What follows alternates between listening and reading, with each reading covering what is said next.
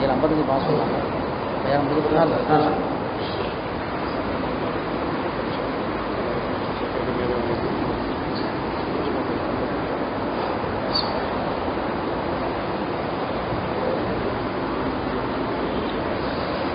الحمد لله نحمده ونستعينه ونستغفره ونؤمن به ونتوكل عليه ونعوذ بالله من شرور أنفسنا ومن سيئات أعمالنا من يهد الله فلا مضل له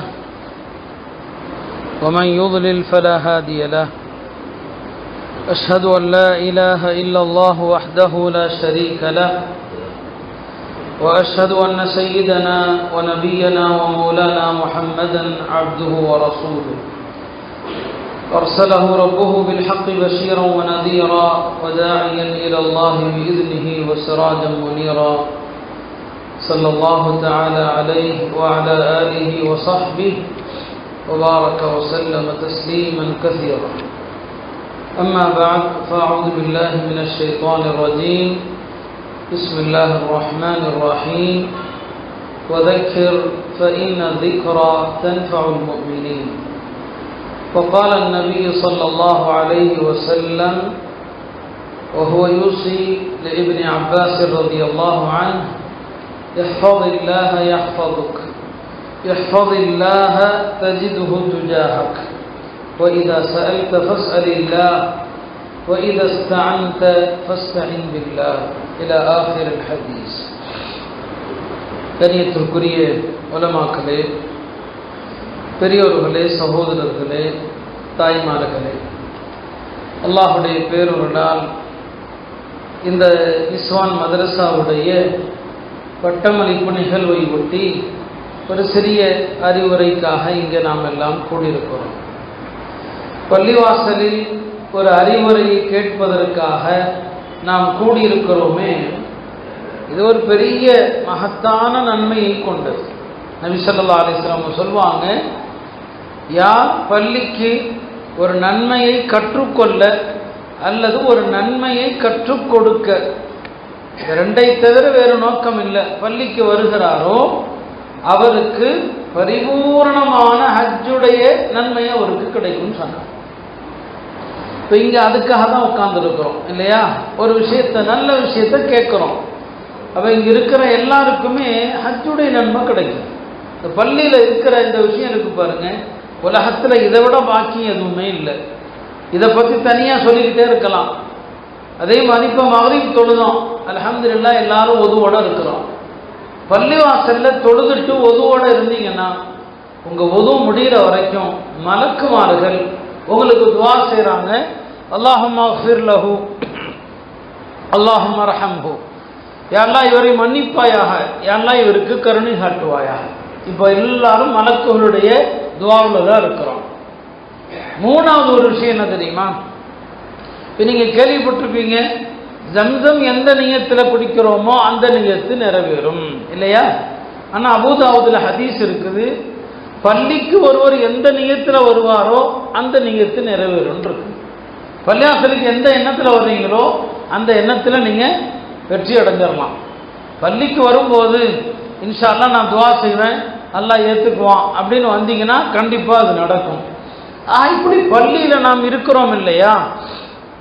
இது ஒரு சாதாரண விஷயம் அல்ல. எப்போதுமே நாம் அதை ஒரு பெரிய பாக்கியமாக கருதணும். அதுவும் தொழுகைக்கு பிறகு பள்ளியில் உட்கார்வது இருக்கு இல்லையா, அதைத்தான் சொல்லுவாங்க இன்திலாரு ஸலாத்தி பஅத ஸலாத். ஒரு தொழுகம் முடிஞ்சது, இஷா மக்ரிப், இப்போ அடுத்த தொழுகைக்காக நாம் காத்திருக்கிறோம். இதான் ஒரு தொழுகையை தொழுது விட்டு அடுத்த தொழுகைக்காக காத்திருப்பது. இதற்கு எவ்வளோ பெரிய நன்மை இருக்குது. அல்லாஹ் இதை கொண்டு பாவங்களை அழிக்கிறான், இதை கொண்டு அல்லாஹ் தரஜாத்துகளை படித்தரங்களை அல்லாஹ் உயர்த்துகிறான். இது எல்லாமே நாம் தொழுதுட்டு பள்ளியில் உட்கார்ந்துருக்கிறோம் பாருங்க, இஷா வரைக்கும் உட்கார்ந்தா இந்த சிறப்பு எல்லாம் கிடச்சிரும். அந்த வகையில் இது ஒரு புனிதமான ஒரு அருள் நிறைந்த மஜ்லிஸ் என்பதில் சந்தேகம் இல்லை. அல்லாஹ் நம்ம எல்லாம் நிறைவான நன்மையை பெற்று கலைந்து செல்லக்கூடியவர்களாக அல்லாஹ் ஆக்கியர்கள் புரிவானாக. அருமையானவர்களே, பெண்களுடைய ஒரு நிகழ்வு என்பதனால நிறைய அவங்களுக்குத்தான் அறிவுரை சொல்ல வேண்டிய தேவை இருக்கிறது. பெண்கள் மார்க்கம் அவர்களுக்கு விரும்புகிற வாழ்க்கை என்ன அப்படிங்கிறதுலிருந்து இன்னைக்கு ரொம்ப தூரத்தில் இருக்கிறாங்க. பெண்களுக்கு மார்க்கம் விரும்புவது என்ன அப்படிங்கிற ஒரு அடிப்படையிலிருந்து பார்த்தோன்னு சொன்னால் இன்னைக்கு நம்முடைய தாய்மார்கள் சகோதரிகள் அதை விட்டு ரொம்ப தூரத்தில் இருக்கிறாங்க. சில விஷயங்களை சொன்னால் வருத்தமாக கூட இருக்கலாம், ஆனாலும் கூட நாம் இன்றைய சூழ்நிலையில் சொல்லித்தான் ஆகணும். ஒரு பேணுதலற்ற ஒரு வாழ்க்கையை தான் இன்றைக்கு நம்முடைய அருமை சகோதரிகள் வாழ்ந்து கொண்டிருக்கிறான். எல்லா குடும்பத்திலையும் உள்ள நிலை அதுதான். விதிவிலக்காக ஒன்று ரெண்டை தவிர்த்து பார்த்தோன்னு சொன்னான். எனவே பெண்களுடைய கல்வி, அவங்க மார்க்க விஷயங்களை எவ்வளோ தெரியணும், நான் அதை பற்றியெல்லாம் கடைசியில் நான் சில விஷயங்களை சொல்லிக்கொள்ள விரும்புகிறேன்.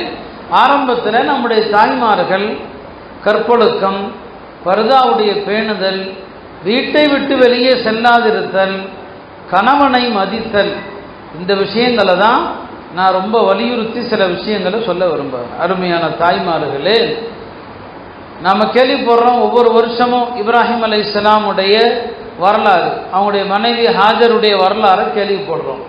இப்போ அன்னை ஹாஜர் அலைஹிஸ்ஸலாம் ஒரு அரசனிடத்தில் சிக்கிக்கொள்கிறாங்க இல்லையா? அவங்க அல்லாஹ்ட்ட தொழுது துவா செய்கிற போது, அல்லாஹ்விடம் அவங்க தொழுது துவா செய்கிற நேரத்தில் ரெண்டு விஷயத்தை தான் வசீலாவாக வைக்கிறாங்க. இப்போ நீங்கள் துவாக்களில் வசீலாக வைக்கக்கூடிய அமல்கள் எதை வச்சா அல்லாஹ் துவா உடனே கபூல் செய்வான், அந்த மாதிரி விஷயங்களும் சில விஷயம் இருக்குது. நம்ம அந்த டாபிக் போகல.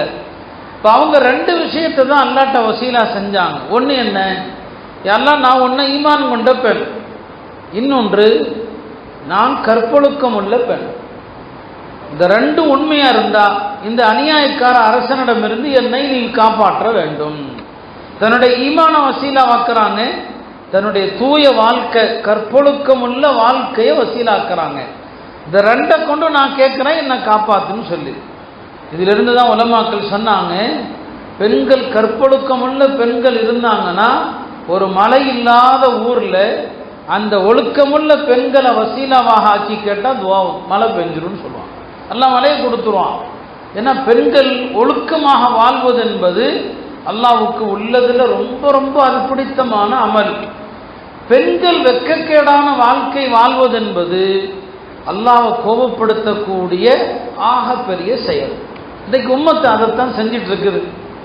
பெண்களிடத்துல ஒரு வெட்கமற்ற ஒரு சூழ்நிலையை தான் நம்ம பார்த்து கொண்டு இருக்கிறோம்.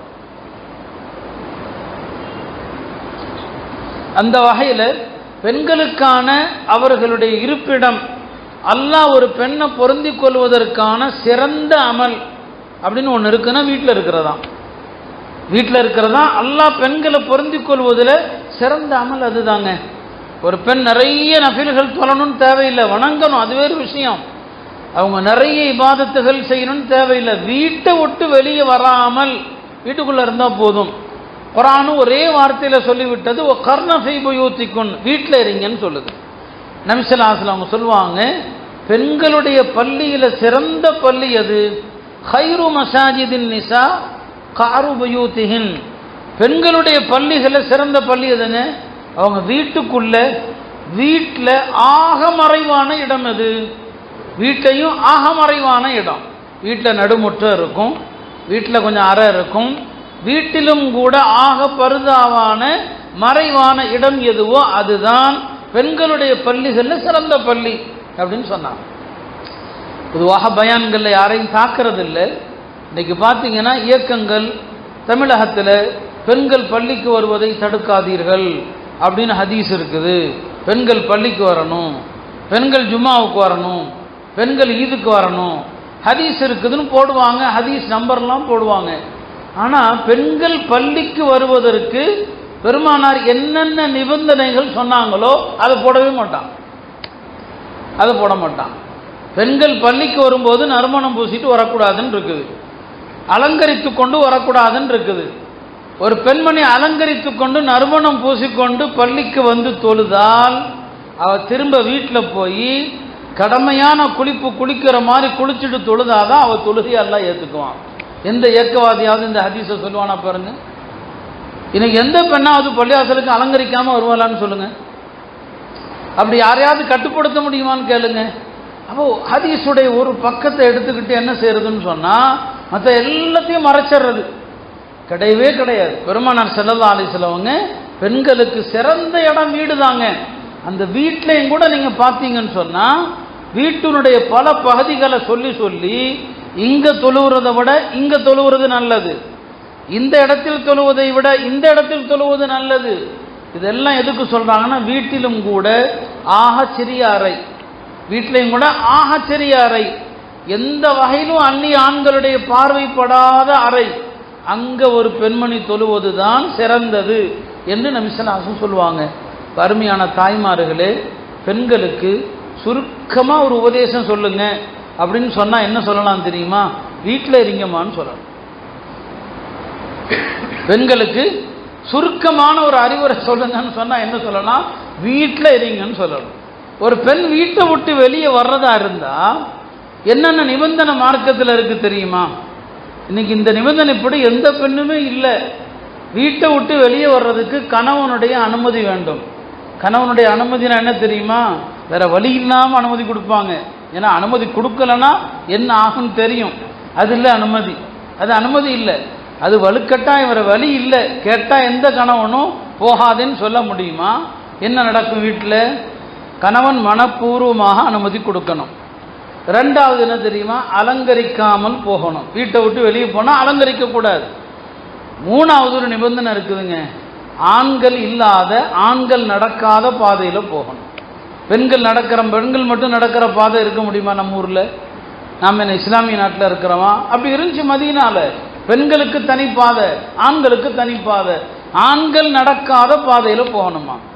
நாலாவது என்ன தெரியுமா? பேசாமல் போகணுமா. இப்போ எல்லா பெண்களும் ஃபோன் பேசிக்கிட்டே போகிறாங்க. எவ்வளோ பெரிய வெட்கக்கேடு தெரியுமா இது? எவ்வளோ பெரிய தவறு செய்கிறோம், அதை பெண்கள் உணர்றதில்லை. நீங்கள் ஒரு வேளை தேவைக்கு கடைக்கு வர்றீங்க, ஆண்கள் ஊரில் இல்லை, ஏதாவது ஃபோன் வந்தால் கூட நீங்கள் வீதியில் பேசுறது ஜாயிஸ் இல்லை. நீங்கள் வீட்டில் போய் தான் பேசணும். வீதியில் பேசுவதற்கு அனுமதி இல்லை. சரி, அடுத்த நிபந்தனை என்ன தெரியுமா? பெண்கள் வீட்டை விட்டு வெளியே போனால் பாதையின் நடுவில் செல்லக்கூடாது, ஓரத்தில் தான் போகணும். நபி ஸல்லல்லாஹு அலைஹி வஸல்லம் தெளிவாக சொன்னாங்க, லைஸலின் நிசாஇ வஸத்து தரீர், பெண்களுக்கு பாதையின் நடுவில் செல்ல அனுமதி இல்லைன்னு சொன்னாங்க. இந்த விஷயங்கள் எல்லாவற்றையும் பேணி பெண்கள் வீட்டை விட்டு வெளியே போக முடியுமா? ஒரு முறை ஹஜ்ரத் அலி ரலியல்லாஹு அன்ஹு அவர்கள் தன்னுடைய தோழர்களுக்கு முன்னால ரொம்ப கோபமாக வந்தாங்க. இந்த காலத்தை பார்த்தா என்ன நினைப்பாங்களோ தெரியல. ஹஜ்ரத் அலி ரலியல்லாஹு அன்ஹு ரொம்ப கோபமாக வந்தாங்க. வந்து கேட்டாங்க, எனக்கு ஒரு தகவல் கிடைச்சது. அந்த தகவல் என்னன்னு சொன்னால், உங்களுடைய பெண்கள் எல்லாம் ஆண்கள் வருகிற சந்தைகளுக்கு செல்கிறார்களாமே, உங்களுக்கெல்லாம் வெக்கமா இல்லையான்னு கேட்டாங்க. அலா தஸ்தஹியூன், உங்களுக்கெல்லாம் வெக்கம் இல்லையா? உங்களுடைய பெண்கள் ஆண்கள் வருகிற சந்தைகளுக்கு வருகிறார்களாமே, உங்களுக்கு வெக்கம் இல்லையா என்று கேட்டாங்கன்னு வருது இல்லையா? இப்போ நம்ம சமூகத்தினுடைய இன்றைய நிலையை பார்த்தா ஹஜ்ரத் சையதுனா அலி ரலியல்லாஹு அன்ஹு அவர்கள் எவ்வளவு கடுமையான வார்த்தையை சொல்லியிருப்பாங்க. அருமையானவர்களே, இன்றைக்கு இதையெல்லாம் பேசினா பிற்போக்குத்தனம் என்று கருதுகிற நிலை இருக்குது. ஆனால் யார் எப்படி எடுத்தாலும் சரி, ஷரியத்தை பின்பற்றக்கூடிய மக்கள் குறைவாகத்தான் இருப்பாங்க. அந்த குறைவான மக்களுக்கு உபதேசம் பலனளிக்கும். அவர்களுக்கு தான் யார் எடுத்து நடப்பாங்களோ அவங்களுக்கு சொல்கிறோம். நபி ஸல்லல்லாஹு அலைஹி வஸல்லம் அப்படி தான் சொன்னாங்க, பத அல் இஸ்லாமு கரீபன் வ சயஊது கரீபா ஃபதூபா லில் குரபா. இந்த மார்க்கம் ஆரம்பத்தில் பல்லாயிரக்கணக்கான மக்களாக இஸ்லாத்தில் இருந்தாங்க. கொஞ்சம் பேர் தான் தீனை பின்பற்றினாங்க. ஒரு காலம் வரும், எண்ணிக்கையில் நிறைய இருப்பாங்க, ஆனால் மார்க்கத்தை கடைபிடிக்கிற மக்கள் கொஞ்சமாக தான் இருப்பாங்க. அந்த கொஞ்சம் பேருக்கு வாழ்த்துகள் உண்டாகட்டும். நான் தாய்மாரை சொல்லிக்கொள்கிறேன், ரசூல் ஸல்லல்லாஹு அலைஹி வஸல்லம் உங்களுடைய அந்த கொஞ்சம் பேருக்கு வாழ்த்துக்கள்னு சொன்னாங்களே, அந்த கொஞ்சம் பேரில் நீங்களும் ஒருவராக இருக்க முயற்சி செய்யுங்க. அதனால் அருமையான தாய்மார்களே, ஒரு பேணுதலற்ற வாழ்க்கை சமூகத்தில் ரொம்ப அதிகமாகி போச்சு. சர்வ சாதாரணமாக நாம் என்ன செய்கிறோம்னு சொன்னால், என்னங்க ஹயாவுடைய பர்தாவுடைய விஷயம், அந்நிய ஆண்கள்கிட்ட பேசுகிற விஷயம் ரொம்ப சகஜமாக ஆகிப்போச்சு. முஆது இப்னு ஜபல் ரலியல்லாஹு அன்ஹு அவர்கள் தன் மனைவியோடு ஆப்பிள் சாப்பிட்டுட்டு இருக்கிறாங்க. அந்த இடத்துல அவங்க வீட்டில் உள்ள அடிமை வர்றாங்க. வீட்டில் அடிமைகள் வந்து போனால் அந்த அடிமைகள்கிட்ட வீட்டு எஜமானி அம்மா சகஜமாக பேசுவாங்க. மார்க்கத்திலே அனுமதி இருக்குதான். ஆனால் சில சஹாபாக்கள் எல்லாத்துலேயும் கடுமையாக இருப்பாங்க. முஆது இப்னு ஜபலுடைய மனைவி அந்த அடிமையை கூப்பிட்டு இந்த அப்படின்னு ஒரு ஆப்பிள் தான் கொடுத்தாங்க. முஆது இப்னு ஜபல் மனைவி அடிச்சாங்க. ஏன் நீ நான் இருக்கிற நேரத்தில் நீ எதுக்கு அவனை கூப்பிட்டு கொடுக்குறேன்னு சொல்லி. இன்னைக்கு வீட்டு வேலைகளிலிருந்து எல்லா விஷயத்திலையும் ஆண்கள் அமைதியாக உட்கார்ந்துருப்பாங்க, பெண்கள் தான் அந்நிய ஆண்கள்கிட்ட பேசுகிறாங்க. நாம் அப்படி என்ன செஞ்சிட்டோம், பழக்கிட்டோம். அதெல்லாம் தவறு இல்லை, அதெல்லாம் ஒரு நிர்பந்தத்தில் அந்நிய ஆண்கள்கிட்ட பேசலாம். அந்த காலத்தில் கணவன் வீட்டில் இல்லை, ஆண்கள் வீட்டில் இல்லை, பெண்கள் தனியாக இருக்கிறாங்க. யாராவது கதவை தட்டுறாங்கன்னு வைங்க, வீட்டில் உள்ள பெண்ணுக்கு தெரிகிறது வெளியில் கதவை தட்டுறது யாரோ அந்நிய ஆண் அப்படின்னு தெரிஞ்சிருச்சுன்னா அந்த அம்மா வீட்டுக்குள்ள இருந்து பதில் சொல்லும்போது தன்னுடைய வாயை இப்படி பொத்திக் கொள்ளுமா. இப்படி பொத்திக்கிட்டா எப்படிங்க பேச முடியும்? அல்லாஹ் குர்ஆன்ல லா தஹ்லஅன பில் கவுல், அந்நிய ஆண்கள்கிட்ட பேச வேண்டிய ஒரு சூழல் வந்தா நலிந்து குலைந்து பேசக்கூடாது. அப்படி பேசுனீங்கன்னா தவறான எண்ணம் உள்ள ஆணுடைய உள்ளத்துல கெட்ட எண்ணம் வந்துடும். அதனால எப்படி பேசணும் அந்நிய ஆண்கள்கிட்ட அதையெல்லாம் உலமாக்கள் சொல்றாங்க. அந்த காலத்து பெண்கள் இந்த ஆயத்தின்படி செயல்படணும். வீட்டில் ஆண்கள் இல்லை, வெளியில ஒரு ஆண் தனியா அனுமதி கேட்கிறான், தன்னுடைய குரல் கூட அவனை எந்த குழப்பத்திலும் ஆழ்த்தி விடக்கூடாது என்பதற்காக தன்னுடைய குரலை கொஞ்சம் கடுமையாக்குறதுக்கு, குரலுடைய இனிமையை மறைக்கிறதுக்கு அந்த பெண்கள் கையால வாயை மூடிக்கொண்டு தான் பதில் சொல்லுவாங்க. ஒரு சில வார்த்தைகள் தான், வீட்டில் யாரும் இல்லை, நீங்க சந்திக்க வந்தவங்க இல்லை, அவ்வளவுதான். ஏதாவது ஒரு வார்த்தை, அந்த ஒரு வார்த்தை இப்படி பேசுவாங்கன்னு வந்திருக்கு. அக்காலத்து பெண்களோடு நமது இக்கால பெண்மணிகள் தாய்மார்கள் எந்த அளவுக்கு சர்வ சாதாரணமாக நம்ம அந்நிய ஆண்கள்கிட்ட பேசுறோம் யோசிச்சு பாருங்க. நம்ம எல்லாம் தெரிந்த ஒரு ஹதீஸ் தான் இல்லையா? ஹஜ்ரத் அலி ரலியல்லாஹு அன்ஹு அவர்கள் தன் மனைவி ஃபாத்திமாவிடத்துல கேட்பாங்க, சிறந்த பெண்கள் யாரு? அன்னை ஃபாத்திமா ரலியல்லாஹு அன்ஹா சொன்னாங்க, லா யரைன ரிஜால் வலா யரவுனஹுன்ன, அந்நிய பெண்களை அந்நிய ஆண்களை தானும் பார்க்காத பெண், பிற ஆண்கள் பார்க்கும்படி வெளியே வராத பெண். தானும் அந்நிய ஆண்களை பார்க்க மாட்டாங்க, அதே மாதிரி பிற ஆண்கள் பார்க்கிற மாதிரி வெளியே வரமாட்டாங்க. இவங்க தான் சிறந்த பெண்மணி என்று ஹஜ்ரத் ஃபாத்திமா ரலியல்லாஹு அன்ஹா சொன்னாங்க. அப்படியானா பெண்கள் ஆண்களை என்ன செய்யக்கூடாது, பார்க்கக்கூடாது இல்லையா? பயான்கள் கேட்குறோன்னு சொன்னால் பொதுவாக நமக்கு இந்த வீடியோ ஃபோட்டோ இதில் எல்லாம் உடன்பாடு இல்லை. இந்த காலத்தில் நிர்பந்தம்னு சொல்லி எடுக்கிறாங்க. தனிப்பட்ட முறையில் அதில் எனக்கு உடன்பாடு கிடையாது. இல்லைங்களா? ஒருத்தருடைய ஃபோட்டோவை பார்த்து பயான் கேட்கணும்னு தேவையில்லை, வீடியோவை பார்த்து பயான் கேட்கணும்னு தேவையில்லை. அறிவுரைகளை எப்படி கேட்டாலும் அப்போ நிறைய வருதுன்னு சொன்னால் அந்த பயான்களில் வரக்கூடிய ஆண்களை கூட பெண்கள் பார்க்கக்கூடாது. பெண்கள் என்னங்க பார்க்க அனுமதி இல்லை. அவங்க யாராக இருக்கட்டும், எவ்வளோ பெரிய ஷேக்காக இருக்கட்டும், பார்க்கறதுக்கு அனுமதி இருக்குதா? இல்லை. பெருமானார் ஸல்லல்லாஹு அலைஹி வஸல்லம் அவர்களை விட உலகத்தில் பெரிய ஷேக் யாருமே இல்லை. நபி ஸல்லல்லாஹு அலைஹி வஸல்லம் அவர்கள் எந்த பெண்ணையும் மாமஸ்ஸத் யது யதம்ரஅத்தின் கத்து, ஹஜ்ரத் ஆயிஷா ரலியல்லாஹு அன்ஹா சொல்லுவாங்க, பெருமானார் ஸல்லல்லாஹு அலைஹி வஸல்லம் உடைய கரம் எந்த அந்நிய பெண்ணின் கரத்தையும் தொட்டதில்லை. பெண்களும் பையத்து செய்ய வருவாங்க, நபி ஸல்லல்லாஹு அலைஹி வஸல்லம் அவங்கள்ட்ட வருவாங்க. ஆண்களிடத்துல நபி ஸல்லல்லாஹு அலைஹி வஸல்லம் அவங்க பையத்து செய்கிற போது கை கொடுப்பாங்க, முசாஃபஹா செய்வாங்க. பெண்களும் ஆசைப்பட்டாங்க, யா ரசூலல்லாஹ் எங்கள்கிட்டையும் முசாஃபா செய்யுங்களேன்னு சொல்லி நபி ஸல்லல்லாஹு அலைஹி வஸல்லம் சொன்னாங்க, இல்லை நான் உங்களுக்கு நான் வார்த்தையாக சொல்லிக் கொடுக்கிறேன் இல்லையா, அது போதும், அவ்வளோதான். கை கொடுக்க மாட்டாங்க நபி ஸல்லல்லாஹு அலைஹி வஸல்லம் அவங்க. அல்லாஹ்வுடைய தூதருக்கு மேலே யாருமே கிடையாது. அருமையானவர்களே, பெருமானார் ஸல்லல்லாஹு அலைஹி வஸல்லம் அவங்களுக்கு இந்த உம்மத்தில் உள்ள எல்லா பெண்களும் அவங்க நிக்கா செஞ்சாங்க இல்லையா, அவங்கள தவிர எல்லா பெண்களுமே பெருமானார் ஸல்லல்லாஹு அலைஹி வஸல்லம் அவங்களுக்கு மகள்களை போல தான், மஹரமை போல தான். நபி ஸல்லல்லாஹு அலைஹி வஸல்லம் அவங்க எந்த பெண்ணிடத்திலும் அவங்க தனியாக இருக்கணும்னு நினச்சா இருக்கலாம், பேசணும்னு நினச்சா பேசலாம், அவங்களுக்கு அனுமதி இருக்குது. ஆனால் ரசூல் ஸல்லல்லாஹு அலைஹி வஸல்லம் அவங்க இந்த உம்மத்துக்கு கற்றுக் கொடுக்கணும் அப்படிங்கிறதுக்காக பெரும்பாலும் அப்படி நடக்க மாட்டாங்க. சில பெண்களிடத்துல சகஜமாக பேசுவாங்க, ஆனால் எல்லா பெண்களிடத்திலும் அப்படி பேச மாட்டாங்க. பெருமானாருக்கு ஸல்லல்லாஹு அலைஹி வஸல்லம் காலத்து பெண்மணிகள் எப்படி இருந்தாங்க?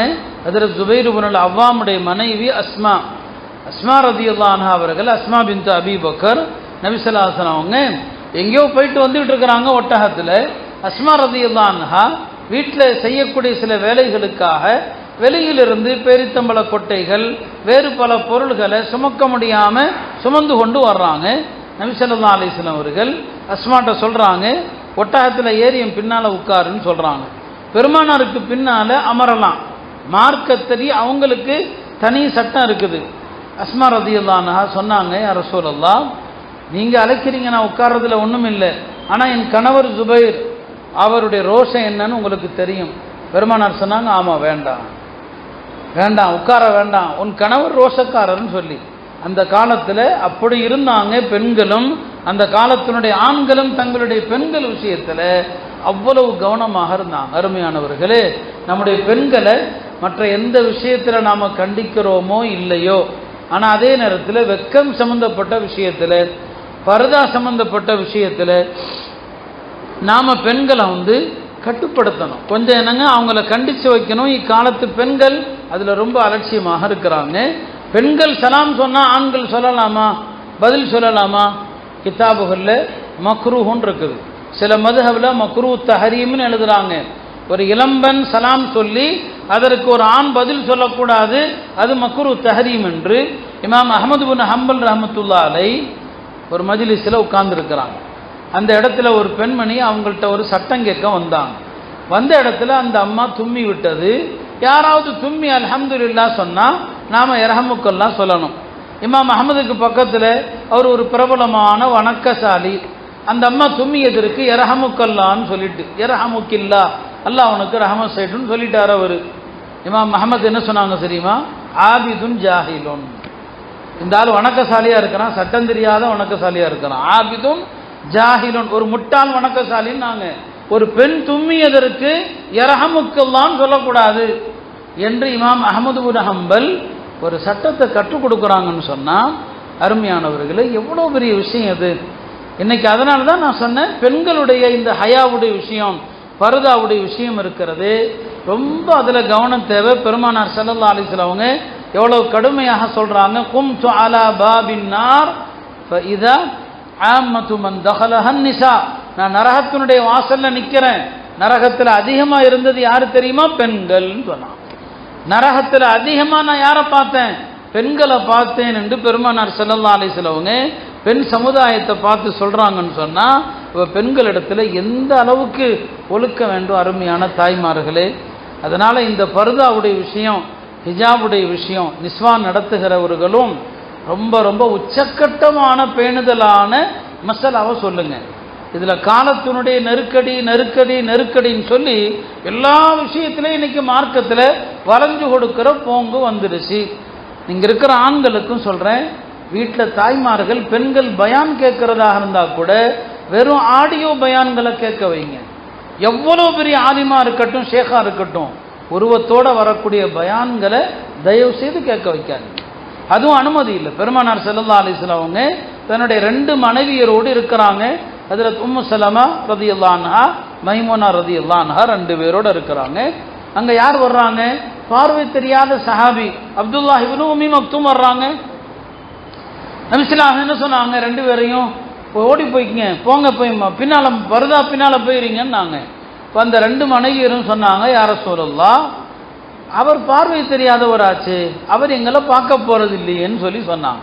அவருக்கு பார்வை தெரியாது, எங்களை பார்க்க போகிறதில்லை. நபி ஸல்லல்லாஹு அலைஹி வஸல்லம் கேட்டாங்க, அஃப அம்யாவானி அன்துமா, நீங்கள் 2 பேரும் பார்வை தெரியாத குருடர்களான்னு கேட்டாங்க. உங்களுக்கு பார்வை இருக்குதில்ல, நீங்கள் அவரை பார்க்கத்தானே போகிறீங்க என்று கேட்குறாங்க. இத்தனைக்கும் ரசூல் ஸல்லல்லாஹு அலைஹி வஸல்லம் மனைவிமார்கள் கெட்ட எண்ணத்தில் பார்க்க போகிறாங்களா? நிச்சயமாக இல்லை.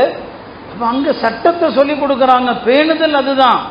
எனவே பெண்களுக்கு இந்த விஷயத்தில் எவ்வளவுக்கு எவ்வளோ அவங்கள்ட்ட பேணுதல் வருதோ அந்த அளவுக்கு சமூகத்தில் ஒழுக்கம் அதிகமாகும். பெண்களுடைய பேணுதலை வைத்து தான் சமுதாயத்தினுடைய எதிர்காலம் இருக்குது, நம்முடைய பிள்ளைகளுடைய எதிர்காலம் இருக்குது. ஆக இன்றைக்கு சமூகத்தில் எல்லா வகையிலும் ஒரு கெட்ட விஷயத்தை நாம் என்ன செய்கிறோம், பார்க்குறோம். வெட்கக்கேடான ஒரு விஷயம் அதுதான் இன்னைக்கு சமூகத்தில் எல்லா இடங்களிலும் பரவி கொண்டிருக்கிற மானக்கேடான விஷயங்கள் ரொம்ப அதிகமாயிடுச்சு. தவறான விஷயங்கள், அதை வெளிப்படையா என்னால் சொல்ல முடியல. நபி ஸல்லல்லாஹு அலைஹி வஸல்லம் சொன்னாங்க, இஷ்தத்த கலபுல்லாஹி அலஸ்ஸுனாதி, தவறான உறவில் ஈடுபடக்கூடியவர்கள் ஆண்களோ பெண்களோ, இவர்கள் மீது அல்லாஹுடைய கோபம் மிக கடுமையாகிவிட்டதுன்னு சொன்னாங்க. ஒரு முறை நபி ஸல்லல்லாஹு அலைஹி வஸல்லம் சொன்னாங்க, அல்லாஹ் ரொம்ப ரோஷப்படுவது எங்க தெரியுமா? அல்லாஹ்வுக்கு ரோஷம் ரொம்ப பொங்கி வருவது எங்க தெரியுமா? அவனுடைய அடியார்களில் ஆண்களோ பெண்களோ ஒரு தப்பான உறவில் ஈடுபடும் போது தான் அல்லாஹ் ரொம்ப ரொம்ப கோபம் அடைகிறான்னு சொன்னான். ரொம்ப அல்லாஹ்வுடைய கோபத்தை, அவனுடைய ரோஷத்தை தூண்டுகிற ஒரு செயல்னா அதுதான். அதனால இந்த விஷயத்தில் ஆண்கள் பெண்கள் எல்லாருமே உச்சக்கட்ட பேணுதலை கடைபிடிக்கணும். பெண்கள் ஆண்களுக்கு ஒப்பான எந்த காரியத்தையும் செய்யக்கூடாது. ரசூல் ஸல்லல்லாஹு அலைஹி வஸல்லம் சபிச்சாங்க, ஆண்களைப் போல நடக்கிற பெண்களையும் பெண்களைப் போல் நடக்கிற ஆண்களையும். என்னங்க அர்த்தம்? ஆண்கள் பெண்கள் மாதிரியான உடைகளை ஆண்கள் உடுத்தக்கூடாது, ஆண்களுடைய உடை போல பெண்கள் உடுத்தக்கூடாது. பெண்களுடைய உடை அலங்காரம், பெண்களுடைய முடி அலங்காரம் இதெல்லாம் ஆண்களுக்கு ஒப்பா இருக்கக்கூடாது. ஆம்பளை மாதிரி பொம்பளை முடி வச்சா அந்த பெண் சாபத்திற்குள்ளானவள் பெருமானாருடைய நாவினார். ஆண்களை போல பெண்ணுடைய உடை அமைப்பு இருக்கு. இந்த காலத்தில் நீங்க பார்க்குறீங்க நகர்ப்புறங்களில் ஆண்களை போல உடல்ல என்னங்க பெண்கள் ஆனா பெண்ணா அப்படின்னே தெரியாது. இப்னு உமர் ரலியல்லாஹு அன்ஹா ஒரு பெண்மணியை பார்த்தாங்க. அந்த பெண்ணுடைய அவள் வைத்திருக்கிற அந்த தலைமுடியெல்லாம் ஆனா பெண்ணான்னு தெரியல. கேட்டாங்க, நீ ஆம்பளையா பொம்பளையான்னு கேட்டாங்க. இல்லை நான் பெண்மணி தான் சொன்னாங்க. அப்போ இப்னு உமர் தான் சொன்னாங்க, ரசூல் ஸல்லல்லாஹு அலைஹி வஸல்லம் அவர்கள் சபிச்சாங்க ஆண்களை போல ஒப்பாக நடக்கிற பெண்கள்னு சொல்லி. இன்னைக்கு அந்த கலாச்சாரமும் பரவி கொண்டிருக்கிறது. எல்லாம் இந்த சோசியல் மீடியாக்களால, இந்த மோசமான இந்த செல்போன் கலாச்சாரத்தினால அது ஒரு பக்கம் பெண்கள்கிட்ட பரவிட்டு இருக்குது. மானக்கேடான விஷயங்களை ரொம்ப சொல்லவும் கூடாது, ஆனாலும் சில நேரங்களில் சொல்ல வேண்டிய தேவை இருக்குது. இன்றைக்கு சமூகத்தில் பரவுகிற மானக்கேடான விஷயங்களில் ஒன்று ஆண்களுக்கு இடையிலான தவறான உறவுகள், பெண்கள் பெண்களுக்கு இடையில் கல்லூரி வாழ்க்கையில் உள்ள பழக்கத்தினால, வேறு சில பழக்கங்களால முஸ்லிம் சமூகத்திலேயும் அந்த நோய் பரவி விட்டது. சமீபத்தில் மிக நெருக்கமான ஒரு சில இடங்களிலிருந்து நமக்கு ரொம்ப கவலையோடு சொன்னாங்க, ஒரு குடும்பத்தினுடைய நம்ம சமூகத்தை சார்ந்த ஒரு பெண் அந்த மாதிரியான ஒரு உறவுல போயிட்டாங்க. எவ்வளவோ சொல்லியாச்சு. காவல்துறையில் போய் புகார் கொடுத்தா போலீஸ் ஸ்டேஷனில் என்ன சொல்கிறாங்க, பாய் இந்த விஷயத்தில் சட்டப்படி நாங்கள் ஒன்றுமே செய்ய முடியாது பாய். அந்த பெண் என்னங்க இந்திய சட்டப்படி அவளுக்குரிய உரிமை இருக்குது, வயசுக்கு வந்துருச்சு, நாங்கள் என்ன செய்ய முடியாது, இதில் ஒன்றும் செய்ய முடியாது பாய், நீங்கள் அறிவுரை சொல்லி திருத்திக்கிங்க. நான் இந்த விஷயத்தை இதுக்கு மேலே வளர்க்க முடியாது, நீங்கள் அறிவுரை சொல்லி திருத்திங்க பாய், அதுக்கு மேலே இதில் நாங்கள் எதுவுமே செய்ய முடியாது என்று சொல்லக்கூடிய அளவுக்கு தான் இன்றைக்கு பெண்கள். நபி ஸல்லல்லாஹு அலைஹி வஸல்லம் இதை எல்லாமே சொன்னாங்க. அந்த மாதிரி பெண்களுக்கு மத்தியில் ஏற்படுகின்ற அந்த தவறான நடவடிக்கைகளுக்கு அஸ்ஸுஹாக் அஸ்ஸிஹாக்குன்னு சொல்லப்படும். நபி ஸல்லல்லாஹு அலைஹி வஸல்லம் அதையும் விபச்சாரம்னு சொன்னாங்க. ஆக அருமையான பெரியோர்களே, குடும்பத்தில் உள்ள பெண்கள், அது தாயானாலும் சரி, மகளானாலும் சரி, சகோதரியானாலும் சரி, மனைவியானாலும் சரி, அவங்களுடைய ஒழுக்கம் விஷயத்தில் ரொம்ப கவனம் செலுத்துங்க.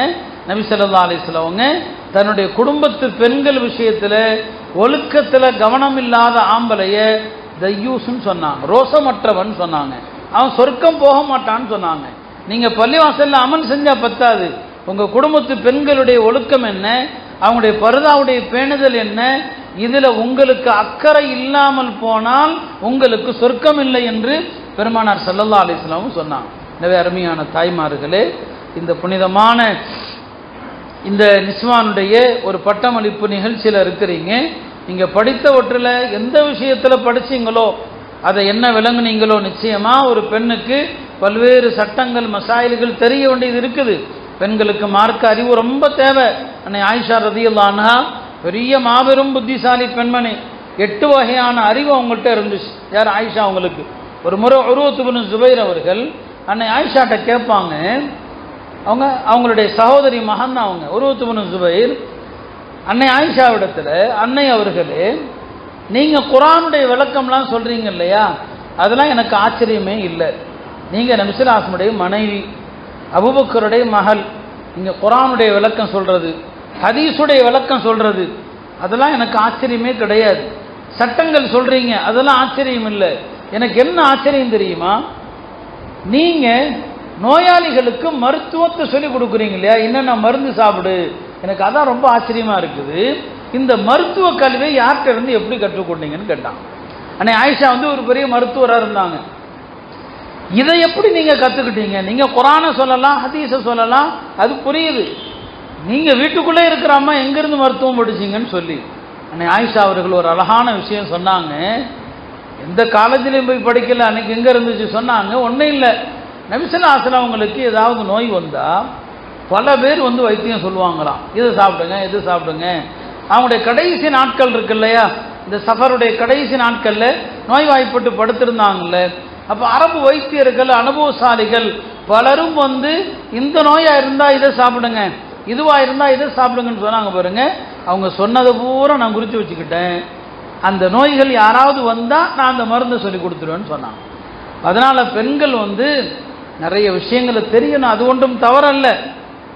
ஆனா அதெல்லாம் விட பெண்களுக்கு இந்த அறிவுகள், இந்த விளக்கங்கள் இதெல்லாம் தெரியாவிட்டாலும் கூட பெண்களுக்கான முதல் அடிப்படை நான் சொன்னது போல வெட்க உணர்வும் கற்பொழுக்கமும் பருதாவும் தான்.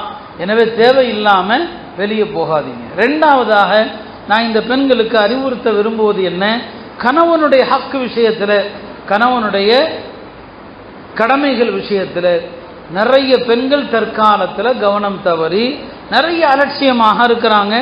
இந்த விஷயத்தில் ரொம்ப ரொம்ப ரொம்ப எச்சரிக்கை தேவை. கணவனை மதிக்க தவறுனீங்கன்னு சொன்னால் அல்லாஹ்வுடைய கடுமையான கோபத்திற்கு ஆளாகுவீங்க. கணவனை மதித்து நடக்கிற நல்ல பெண் தான் சிறந்த பெண்மணி. பெருமானார் ஸல்லல்லாஹு அலைஹி வஸல்லம் அவங்க பல ஹதீஸுகளில் சொல்லுவாங்க, ஒரு மனிதனுக்கு உலகத்தில் கிடைக்கிற பாக்கியங்கள்ல சிறந்த பாக்கியம்னா 3 தான். நல்ல மனைவி அமைவது, நல்ல வாகனம் அமைவது, நல்ல வீடு அமைவது. சில ஹதீஸுகளில் நல்ல பக்கத்து வீட்டுக்காரன் அமைவது. இந்த 4 விஷயம்தான் உலகத்தில் கிடைக்கிற அருள்களிலெல்லாம் சிறந்த அருள் நல்ல மனைவி தான்.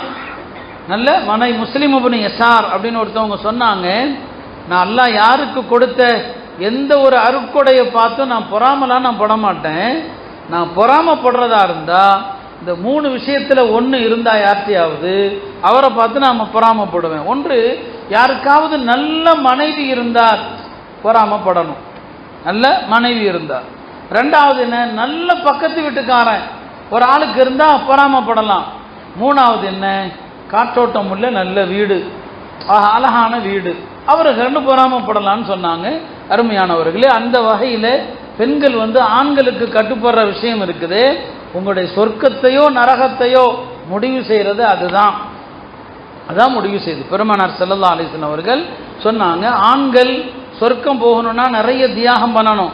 பெண்கள் அப்படி அல்ல, ஐவேளை தொழுது, ரமதான்ல நோன்பு வைத்து, கற்பொழுக்கத்தை பேணி, கணவனுடைய சொல் பேச்சு நடந்தால், கணவனுடைய சொல்படி நடந்தா பாருங்க, ஐவேளை தொழுக, ரமதானுடைய நோன்பு இல்லையா, கணவனுக்கு கற்பொழுக்கத்தை பேண்டது, கணவன் சொல்றதை கேட்கறது, இந்த 4 விஷயம் இருந்துட்டா போதுங்க. சொர்க்க மறுமையில் அந்த பெண்ணுக்கு என்ன சொல்லப்படும், உதுஹுலி இல்லையா, நீ எந்த சொர்க்கத்தினுடைய வாசல் வழியா போக நினைச்சாலும் போய்க்கன்னு சொல்லப்படும். கணவனை மதித்து நடக்கிறதா ஒரு பெண்ணுக்கான முதன்மையான விஷயம். பெருமானார் ஸல்லல்லாஹு அலைஹி வஸல்லம் சொன்னாங்க, ஒரு பெண் எப்படிப்பட்ட பெண்ணா இருந்தா நல்ல பெண்ணுன்னு சொல்லலாம். ஒரு சஹாபி சொன்னாங்க, யா ரசூலல்லாஹ், என்னுடைய மனைவி எப்படிப்பட்ட மனைவின்னு சொன்னா, நான் வெளியில போயிட்டு எப்பெல்லாம் வீட்டுக்குள்ள வருகிறேனோ என் மனைவி இப்படிதான் வரவேற்பாங்க, மர்ஹபம் பி சய்யிதிஹா, இந்த வீட்டினுடைய உரிமையாளரே வாங்கன்னு கூப்பிடுவாங்க. மர்ஹபம் பி சய்யிதிஹா, இந்த வீட்டுக்கு உரிமையாளரே நீங்க வாங்க. அவர் நிறைய சொல்றார், அதையெல்லாம் சொல்ல விரும்பல. வீட்டுக்கு வர்ற கணவனை வாங்கன்னு சொல்லி அழகா வரவேற்கிறாங்க. அவர் தன் மனைவியை பற்றி பெருமானார் ஸல்லல்லாஹு அலைஹி வஸல்லம் அவங்கள்ட்ட சொன்னபோது பெருமானார் சொன்னாங்க, லஹா நிஸ்பு அஜ்ரில் முஜாஹிதி ஃபீ சபீலில்லாஹ், இந்த பெண்ணுக்கு அல்லாஹ்வுடைய பாதையில அறப்போர்ல போனார் இல்லையா, அவருக்கு கிடைக்கிற கூலியில பாதி கூலி கிடைக்கும். இந்த பயானை கேட்டுட்டு எல்லா பெண்களும் இன்னைக்கு வீட்டில் வரவேற்பாங்க. நீங்க வீட்டுக்கு போகும்போது வீட்டு தலைவரே வாங்க அப்படின்னு கூப்பிடுவாங்க. ஹதீஸை கேட்டா ஒரு தடவையாவது வாழ்க்கையில அமல் செஞ்சார், குறைஞ்சபட்சம் ஒரு தடவையாவது. இமாம் சுஃபியானு சௌரி என்று ஒரு பெரிய முஹத்திஸ் இருந்தாங்க. அவங்க சொல்லுவாங்க, மா பலகனி ஹதீஸுன் அனின் நபி ஸல்லல்லாஹு அலைஹி வஸல்லம் இல்லா அமில்து பிஹி வலவ் மர்ரத்தன். நபி ஸல்லல்லாஹு அலைஹி வஸல்லம் உடைய எந்த ஹதீஸை நான் முதல்ல கேள்விப்பட்டாலும் ஃபர்ஸ்ட் ஒரு தடவை அமல் செஞ்சு. நம்ம பயான்கள் நிறைய கேட்குறோம், குறைஞ்சது ஒரு விஷயத்தை கேட்ட அன்னைக்காவது அமல் செய்யணும். அப்போ எத்தனையோ சுன்னத்துகள் வாழ்க்கையில் வந்துடும். புரியுங்களா? ஹலீல் அஹ்மத் சஹாரன்பூரி ரஹ்மத்துல்லாஹி அலைஹி அவங்க ஒரு ஹதீஸ் நோடுக்கு ஒரு விளக்க உரை எழுதியிருக்கிறாங்க. இந்த விளக்க உரை எழுதிக்கிட்டே வர்ற நேரத்தில் நபி ஸல்லல்லாஹு அலைஹி வஸல்லம் அவங்க தஹஜ்ஜுடைய தொழுகையில் ஒரு 20 சூறா ஓதுவாங்கன்னு இப்னு மஸ்ஊத் ரலியல்லாஹு ஒரு ஹதீஸ் வருது அபூதாவுதில். தஹஜ்ஜுதில் 20 சூறா, 10 ரக்காத்து, ஒவ்வொரு ரக்காத்திலும் 2 சூறா. இது அபூதாவுதில் இருக்குது, கிதாபு ஸலாத்துடைய கடைசியில் இருக்குது. உலமாக்கள் பார்த்துக்கலாம்.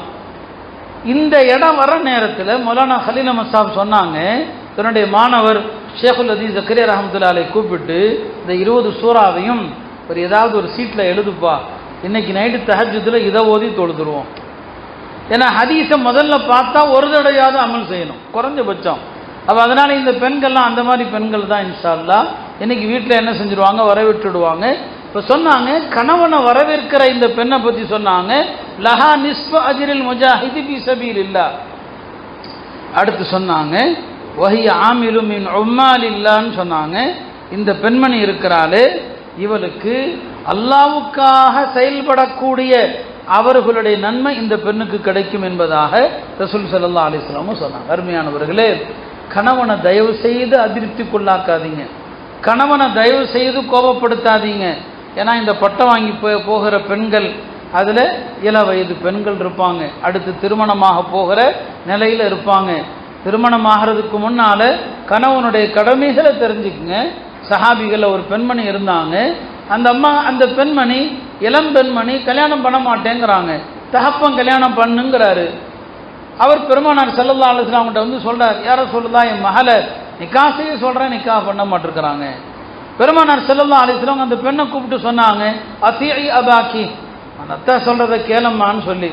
அந்த அம்மா அந்த பெண்மணி ஒரு விஷயந்தான் சொன்னாங்க, யார சொல்லலாம், கணவனுக்கு செய்ய வேண்டிய கடமைகள் என்னவென்று தெரியாமல் நான் நிக்கா செய்ய மாட்டேன்னு சொன்னேன்.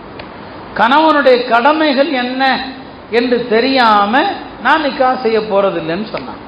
அதனால நீங்க முதல்ல நிக்காஹுக்கு முன்னால அதை தெரிந்து கொள்ளுங்க. சொன்னாங்க, ஹைரு நிசாஇல் ஜன்னா, சொர்க்கத்து பெண்களில் ஒரு நீண்ட ஹதீஸ், சொர்க்கத்து ஆண்களில் சிறந்தவர்கள் யார், சொர்க்கத்து பெண்களில் சிறந்தவர்கள் யார் என்று சொல்லும்போது சொன்னாங்க, ஹைரு நிசாஇல் ஜன்னா, சொர்க்கத்து பெண்களில் சிறந்த பெண் அல் வதூத், கணவனை நேசிக்கிற பெண், அல் வலூத், குழந்தைகள் பெற்றெடுத்த, நிறைய குழந்தைகள் பெற்றெடுத்த பெண் சொன்னாங்க. அடுத்து, ஒருவேளை கணவனை கோபப்படுத்தி விட்டாலோ, கணவனை கோபப்படுத்தி விட்டால் அல்லது கணவனோடு ஏதாவது மனக்கசப்பு ஏற்பட்டு விட்டால் அந்த பெண்மணி சொல்லுவாங்க, எதி பி எதிக், என்னுடைய கையை நான் உங்களுடைய கையோடு இணைச்சிட்டேன், நீங்க சொல்றதுதான் எனக்கு எல்லாமே.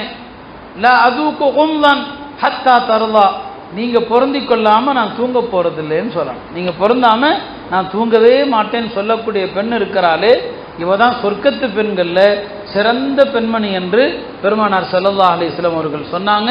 அருமையானவர்களே, எனவே தயவு செய்து கணவனுடைய ஹக்க பேணுங்க, கணவனுடைய கடமையை பேணுங்க. கணவன் சொல்ற விஷயம் மார்க்க விரோதமா இருந்தா கட்டுப்படக்கூடாது, அது வேறு விஷயம். மற்ற விஷயங்கள்ல கணவனுடைய பேச்சு, கணவர் கொடுக்கக்கூடிய அளவு என்னவோ அதை பொருந்தி கொள்ளுங்க. கணவன் கொடுக்கிற அளவை மனைவி பொருந்தி கொண்டா எந்த கணவனும் ஹராமான வருமானத்துக்கு போக மாட்டான், எந்த கணவனும் லோன் வாங்க மாட்டான். மனைவி எனக்கு இது போதும், நீங்க தர்றது போதும் அப்படின்னு சொல்லிட்டா ஆண்களுக்கு நிர்பந்தம் இல்லை. ஆண் நிர்பந்தமா வட்டிக்கு போறதும், வட்டிக்கு கடன் வாங்குறதும், லோன் வாங்குறதும் எதனால, மனைவியை திருப்திப்படுத்த, மனைவி மக்களுக்காக தான் ஆண்கள் இத்தனை தவறும் செய்கிறாங்க. எனவே தயவு செய்து பெண்களுடைய ஆண்களுடைய விஷயத்தில் கவனமாக இருங்க. இது நான் இந்த பெண்களுக்கு சொல்லிக் கொள்கிற 2வது விஷயம். 3வது விஷயம் என்ன, அல்லாஹ்வுடைய கடமைகள், வணக்க வழிபாடுகள் விஷயத்தில் கவனம் செலுத்துங்க. பெண்களுடைய நிலைப்பாடு இன்றைக்கு என்ன, ஆண்கள் பொறுத்த வரைக்கும் அல்ஹம்துலில்லாஹ் நல்ல தீனுடைய மாஹவுல் அவங்களுக்கு அமையுது, பள்ளியில் அமைகிறது, மற்ற இடங்களில் அமைகிறது. ஆண்கள் நிறைய வணக்கத்தில் ஓரளவுக்கு கவனம் செலுத்துகிறாங்க. ஆனால் பெண்களுடைய நிலை அப்படி கிடையாது. பெண்கள் இன்னைக்கு பயணத்தில் தொழுகிறதில்லை. பெண்கள் கல்யாண வீடுகள் ஏதாவது வீட்டில் விசேஷம் வந்தால் ஐவேளை தொழக்கூடிய பெண்களும் கூட என்ன செய்கிறது கிடையாது, தொழுகிறது கிடையாது. ரமதான் மாதத்தில் அவங்களுக்கு தொழக்கூடாத நாளாக இருந்தால் நோன்பு வைக்கக்கூடாது. ரமதானில் எல்லா ஊர்லேயும் பார்க்கலாம், ட்ரெஸ் எடுக்கணும்னு போனாங்கன்னா வெளியூருக்கு பல பெண்கள் நோன்பு வைக்கிறதுல நோன்பு விட்டார். அந்த அளவுக்கு கடமைகள் விஷயத்தில், கடமையான வணக்கங்கள் விஷயத்தில் அவ்வளவு என்னங்க பேணுதலற்ற ஒரு நிலையில் பெண்கள் இருக்கிறாங்க. நம்முடைய முன்னோர்களை பாருங்கள், நம்முடைய தாய் அன்னை ஆயிஷா ரலியல்லாஹு அன்ஹாவை பாருங்கள். அன்னை ஆயிஷா ரலியல்லாஹு அன்ஹா அவர்களிடத்தில் பல நல்ல விஷயங்கள் இருந்தது. 3 விஷயங்களை உலமாக்கள் சொல்லுவாங்க. முதலாவது விஷயம் என்ன, அன்னை ஆயிஷா அவர்கள் காலமெல்லாம் நோன்பு வைப்பாங்க. மார்க்கத்தில் நோன்பு வைக்கக்கூடாத நாள்னு 5 நாள் இருக்குது. இந்த 5 நாளை தவிர மீது எல்லா நாட்களும் அன்னை ஆயிஷா அவர்கள் நோன்பு வைப்பாங்க. இப்போ நோன்பு வச்சாலே தேவையில்லாத விஷயங்கள் எதுவுமே வராதுங்க. எல்லா விஷயத்திலிருந்தும் பாதுகாக்கிற கேடயம் என்ன, நோன்பு தான். அஸ்ஸியாமு ஜுன்னா, நோன்பு கேடயம் என்று பெருமானார் ஸல்லல்லாஹு அலைஹி சொன்னாங்களே, அதுக்கு இந்த அர்த்தம் எல்லாம் இருக்குது. ரெண்டாவது என்ன, அன்னை ஆயிஷா ரலியல்லாஹு அன்ஹா இரவுல நின்று நீண்ட நேரம் வணங்குவாங்க. குர்ஆனில் சூரத்து தூர்ல வரக்கூடிய ஒரு ஆயத்து, ஃபமன்னல்லாஹு அலைனா வ வகானா அஸாபஸ் ஸமூம், அல்லாஹ் எங்களுக்கு அருள் புரிந்தான், இந்த துன்புறுத்தும் வேதனையிலிருந்து அல்லாஹ் எங்களை பாதுகாத்தான். இந்த ஆயத்தையே இரவு முழுக்க ஓதி அழுது கொண்டு தொழுதுகிட்டே இருந்தாங்க அன்னை ஆயிஷா ரலியல்லாஹு அன்ஹா. மூணாவது விஷயம் என்ன தெரியுமா, அன்னை ஆயிஷா ரலியல்லாஹு அன்ஹா எந்த பொருளையும் வச்சுக்க மாட்டாங்க, எது வந்தாலும் கொடுத்துருவாங்க. அவங்கள பற்றி வருது, லா தும்சிக் ஷைஅன் லிகதின், எந்த பொருளையும் அன்னை ஆயிஷா அவர்கள் நாளைக்குன்னு வைக்கவே மாட்டாங்க. அது காசாக இருந்தாலும் சரி, உணவு பொருளாக இருந்தாலும் சரி, நாளைக்கு வச்சுக்கலாம் அப்படிங்கிறது கிடையாது. அவங்களுக்கு நிறைய அன்பளிப்புகள் வரும், எல்லாத்தையும் உடனே பிரித்து கொடுத்துருவாங்க. உணவு பொருள்கள் வரும், எல்லாத்தையும் எல்லாருக்கும் கொடுத்துருவாங்க. நோன்பு வச்சிருப்பாங்க, அவங்க மாலையில் நோன்பு திறக்கிறதுக்குன்னு வரக்கூடிய பொருள் அதையும் கொடுத்துருவாங்க. நாம் இன்னைக்கு நாளைக்குன்னு எவ்வளவு சேர்த்து வச்சிருக்கிறோம்னு சொல்லி ஒவ்வொரு வீட்டையும் ஃப்ரிட்ஜை திறந்து பார்த்தா தெரியும். நாளைக்குன்னு எவ்வளோ வச்சிருக்கிறோன்னு சொல்லி எல்லா வீட்லையும் திறந்து பார்த்தா தெரியுதா இல்லையா, என்னென்ன வச்சிருக்கிறோம் அப்படிங்கிறது தெரியும். அந்த அளவுக்கு எல்லாமே இருந்தும் நாளைக்கும் அதே பொருள் கிடைக்கும், அவ்வளோ வச்சிருக்கிறோம். ஆனால் அவங்கள பற்றி என்ன வருது, லா தும்சிக் ஷைஅன் லிகதின், நாளைக்கு அடுத்த நாளைக்கென்று எந்த பொருளையும் வைக்க மாட்டாங்க. இந்த பெண்களுடைய முன்மாதிரி அன்னை ஆயிஷா ரலியல்லாஹு அன்ஹா அவர்களுடைய இந்த இரவு நேர வணக்கம், அன்னை ஆயிஷா ரலியல்லாஹு அன்ஹாவுடைய இந்த நஃபிலான நோன்பு. ஆனால் நஃபிலான நோன்பு வைக்கிறதுக்கு கணவனுடைய அனுமதி தேவை.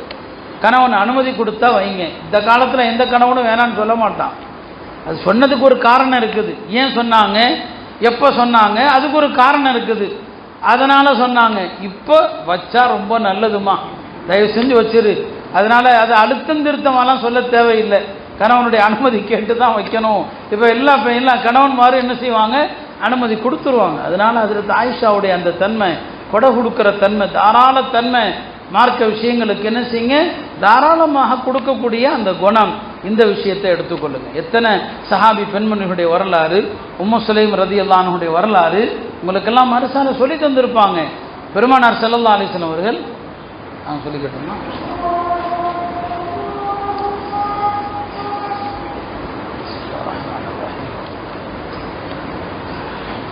அருமையானவர்களே, உம்மு சுலைம் ரலியல்லாஹு அன்ஹா எல்லா காலத்திற்கும் ஒரு அழகான முன்மாதிரியான பெண்மணி. நபி ஸல்லல்லாஹு அலைஹி வஸல்லம் அவர்கள் ஹிஜ்ரத் செய்து மதீனா வந்ததுமே தன்னுடைய அருமை மகன் ஹஜ்ரத் அனஸ் அவர்களை அழைத்து கொண்டு வந்து, யா ரசூலல்லாஹ், இவனுக்காக துஆ செய்யுங்கள். பெருமானார் ஸல்லல்லாஹு அலைஹி வஸல்லம் அவர்கள் 3 துஆ செஞ்சாங்க. அல்லாஹும்ம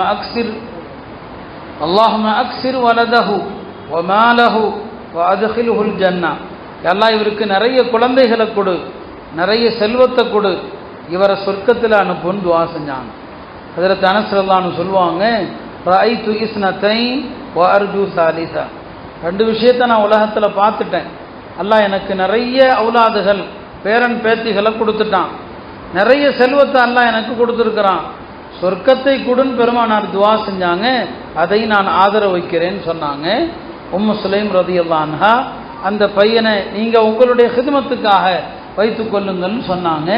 உம்மு சுலைம் அவர்கள் எவ்வளோ ஒரு முன்மாதிரி பெண்மணி. அவருடைய முதல் கணவர் மாலிக், அவர் இஸ்லாத்தை ஏற்கல, எங்கேயோ பயணத்தில் போன இடத்துல அவருடைய முன்னாள் அடிமைகள் அவரை கொலை செஞ்சுட்டாங்க, கணவர் இல்லாமல் இருக்கிறாங்க.